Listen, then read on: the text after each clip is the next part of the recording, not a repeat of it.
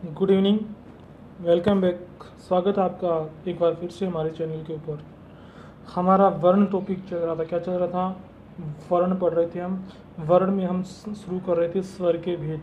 तो आज हम हर आधार पर जो स्वर होते हैं, जितने भी आधार पर स्वरों के भेद होते हैं, वो सारे के सारे पढ़ने वाले हैं, उनका डिसीजन करने वाले हैं, उसके बारे में चर्चा करने वाले हैं। तो उससे पहले हमें एक थॉट देखना है। चलो आज का थॉट देखिएगा।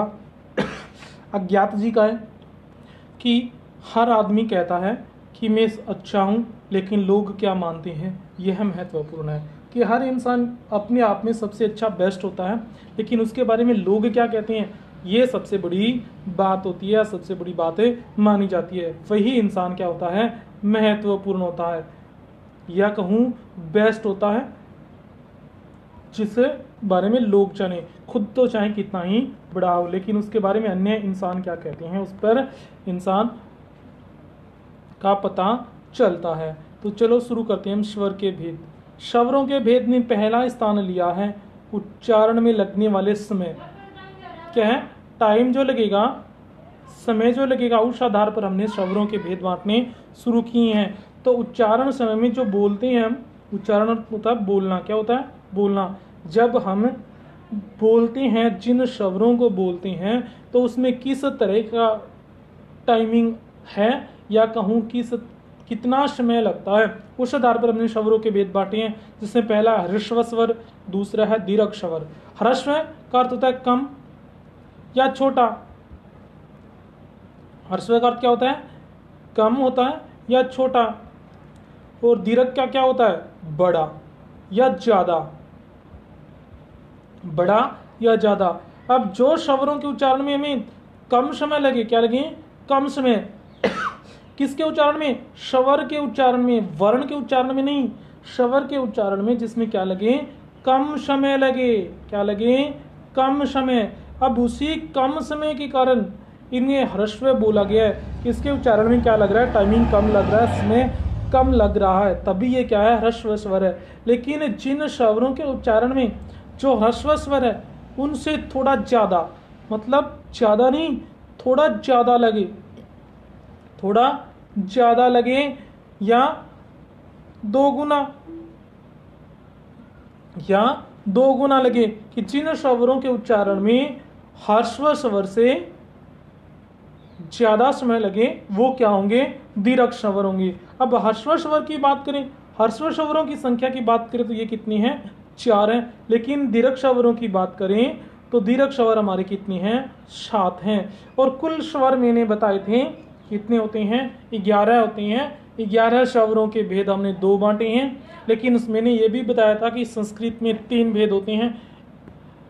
प्लुत स्वर होता है और उनकी संख्या कुल 13 होती है। लेकिन हिंदी में कुल स्वरों की संख्या 11 होती है, जिसमें 4 ह्रस्व होते हैं और 4 दीर्घ, 7 दीर्घ स्वर होते हैं।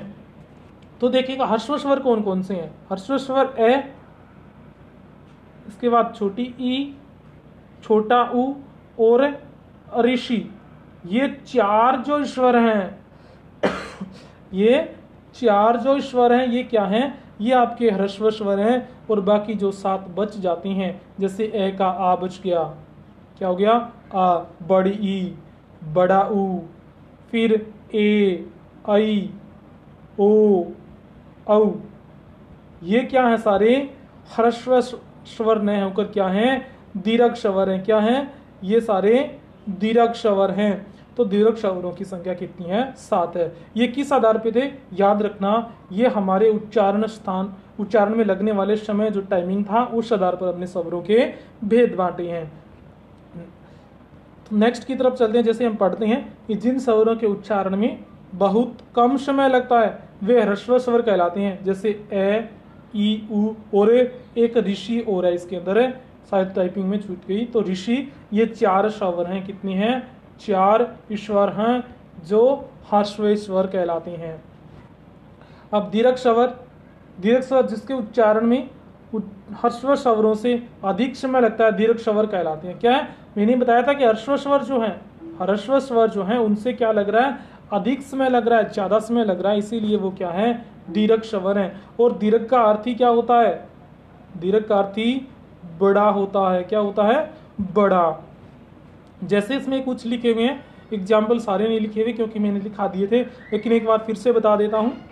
जैसे आ, ई, उ, ए, आई, ओ, औ, ये क्या है, 7 स्वर हैं जो क्या हैं, दीर्घ स्वर है। आ, ई, उ, ए, आई, ओ, औ, ये सारे क्या हैं, दीर्घ स्वर है।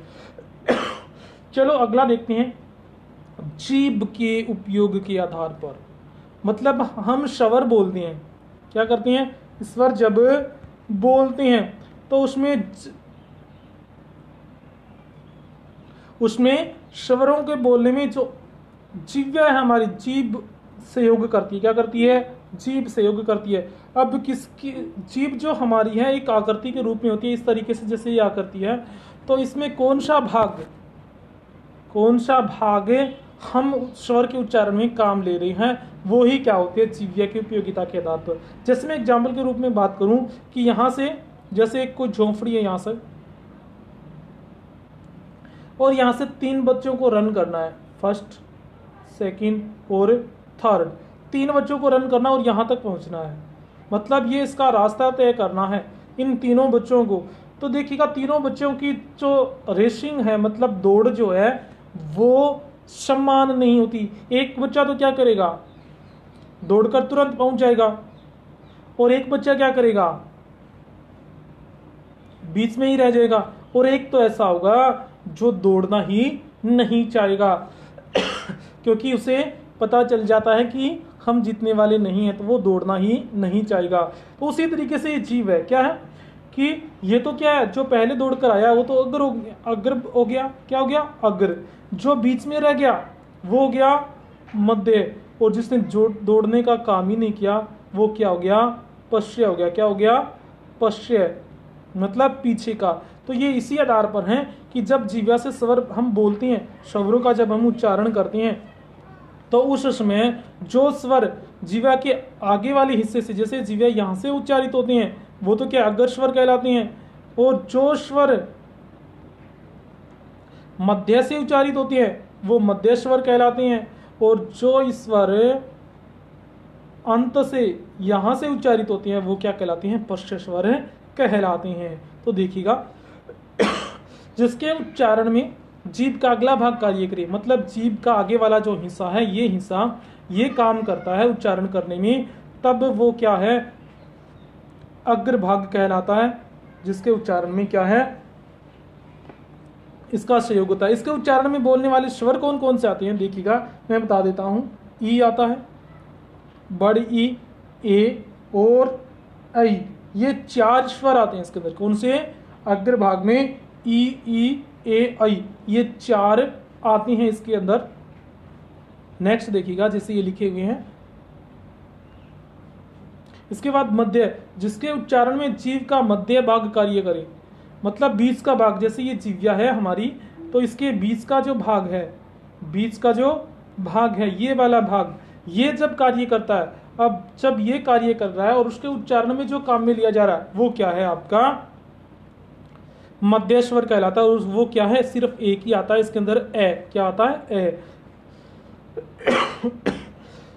अब देखिएगा जिसके उच्चारण में जिह्वा का पिछला भाग, मतलब ये जो जिह्वा है इसका जो पीछे का भाग है, ये वाला भाग, यहां से जब जिह्वा का उच्चारण होता है, किसी स्वर का उच्चारण होता है जिह्वा से, तो वो क्या है, पश्य स्वर कहलाता है, मतलब पीछे का हिस्सा, जिह्वा के पीछे का हिस्सा। अब इससे उच्चारित हो रहा है तो वो क्या है, आपका पश्य स्वर है। क्या है, पश्य स्वर। इसके अंदर 5 स्वर आते हैं। कितने आते हैं, 5। आ, उ, ओ और औ।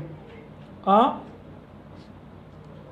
उ, ओ और औ, ये 5 स्वर आते हैं जिसका उच्चारण हम करते हैं। लेकिन हमारे अंदर दिक्कत क्या होती है कि हम स्वरों के जैसे जिह्वा का भेद देख लिया, जिह्वे के आधार पर, प्रयोग के आधार पर हमने भेद देख लिया, जिसमें हमने आगे को अग्र बोल दिया क्योंकि ये संस्कृत के शब्द हैं, हमें आसानी से पता चल जाएगा। बीच को मध्य बोल दिया और अंत को हमने पश्य बोल दिया, अग्र, मध्य और पश्य बोल दिया।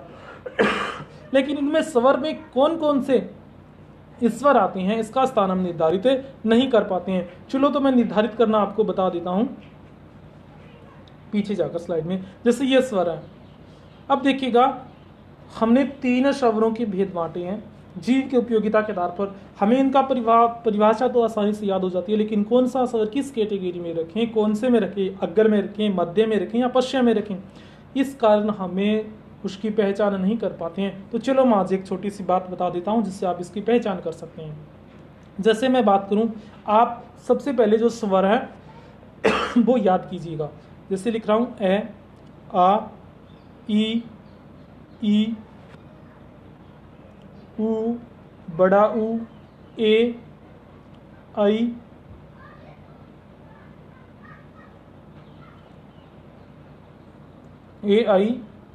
ओ, औ। ये 11 स्वर है। क्या है? ये 11 स्वर हैं। अब इनको हम एक क्रम के अनुसार रखते हैं। तो सबसे पहली बात, ये 1 नंबर पे है, ये 2 नंबर पे और ये 3 नंबर पे। इसका नंबर या क्रम से याद रखना, अग्र, आगे, मध्य और पश्चिम, ये तीनों को क्रम से याद रखा। अब बीच में जो है उसके अंदर आप क्या रख दो, ए को रख दो। किसे रख दो? सिर्फ ए को। इसके बाद देखिएगा पश्चिम कितने नंबर पे? 3 नंबर पे। अब जो ईश्वर 3 से शुरू हो रहे हो, किससे? 3 मांडने के बाद, जैसे 3 मांडा और इसके बाद ये क्या कर दिया आप, वो इसके अंदर आएंगे सारे।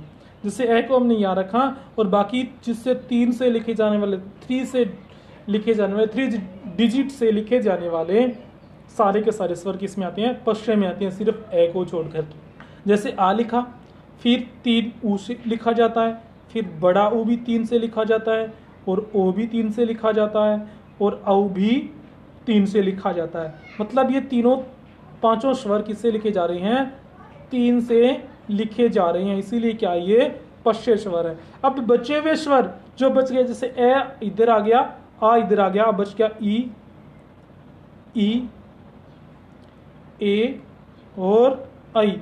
ये स्वर कौन से हैं? अग्र स्वर है। तो क्या है, समझ में आ गया कि मध्य स्वर में सिर्फ हमने किसको रखा है? ए को रखा है। और ए के तुरंत बाद जो 3 नंबर है उसमें हमने 3 से लिखे, 3 नंबर डिजिट से या 3 अंक से लिखे जाने वाले सारे स्वर किसमें रख दिए? इसके अंदर है समाहित कर दिए, आ, ऊ, ओ और औ। और बाकी बचे हुए हमने क्या कर दिए? ऊपर लिख दिए, जिससे हमने स्वरों की पहचान कर ली। चलो अब चलते हैं। अगला है मुख खुलने। चलो इसके बाद आता है मुख खुलने के आधार पर।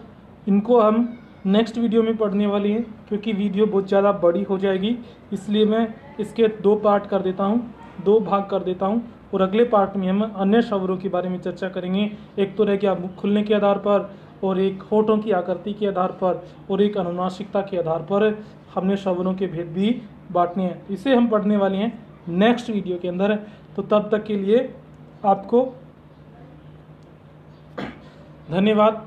हम फिर मिलेंगे, लेकिन एक जाते जाते मैं एक रिक्वेस्ट और करना चाहूँगा कि अगर आप हमारे चैनल पर नए हैं तो प्लीज़ कृपया करके हमारे चैनल को सब्सक्राइब कीजिएगा, वीडियो को लाइक कीजिएगा और बेल आइकन को प्रेस कीजिएगा, जिससे आपको हर एक वीडियो का हमारा नोटिफिकेशन मिल सके। और साथ में मैं जो लाइव आया था 2 बजे, वो वीडियो आपको कैसी लगी, वो मोटिवेशनल स्टोरी आपको कैसी लगी, वो मुझे ज़रूर बताएं।